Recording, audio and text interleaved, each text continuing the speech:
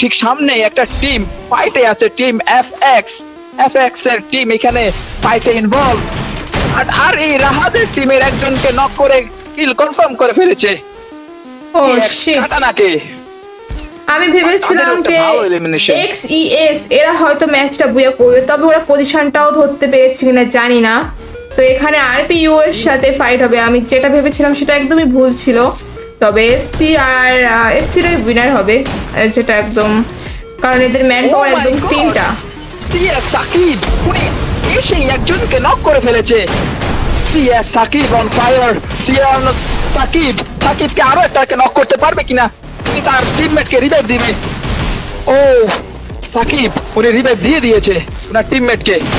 আরো একটা নক আমরা এখান থেকে দেখতে পারবো কিনা। সাকিবের মিস শট, সাকিবকে ডাউন করে ফেলেছে। সাকিবের টিম একজন প্লেয়ারকে হারিয়ে ফেলেছে, দুটো প্লেয়ারকে হারিয়ে ফেলেছে। Team SC just Fahad live sniper.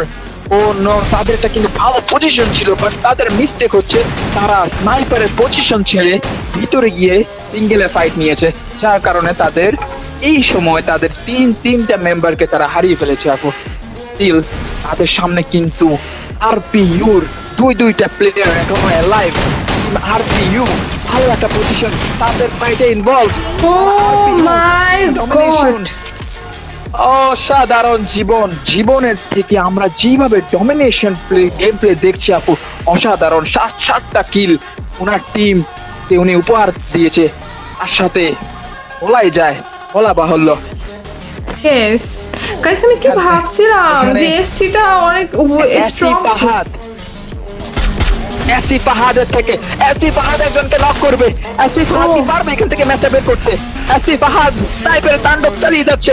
AC Fahad 1v1 situation. এখানে কি এসপি ভার্সেস আরপিইউ একটা ক্র্যাশ দেখতে পাচ্ছি আমরা। 1v1 সাধারণ জীবন ভার্সেস ফাহাদ। কে নাম করে নেবে এই বারমুডার ম্যাপটাকে তাদের নাম করে আপু? আমরা জাস্ট ফাহাদের তরফ থেকে গ্রেনেড কি ড্যামেজ, 80 একটা ড্যামেজ পেয়েছে। ফাহাদ কি আর একটা টোকা দিতে পারলে শেষ, একটা টোকা লাগবে। ফাহাদের তরফ থেকে স্নাইপার তাণ্ডব চালিয়ে যাচ্ছে। ফাহাদ আর জীবন, ফাহাদ একটা শট কানেক্ট করে ফেলেছে। জীবনের ইন্টারনেট ইস্যুর কারণে টিম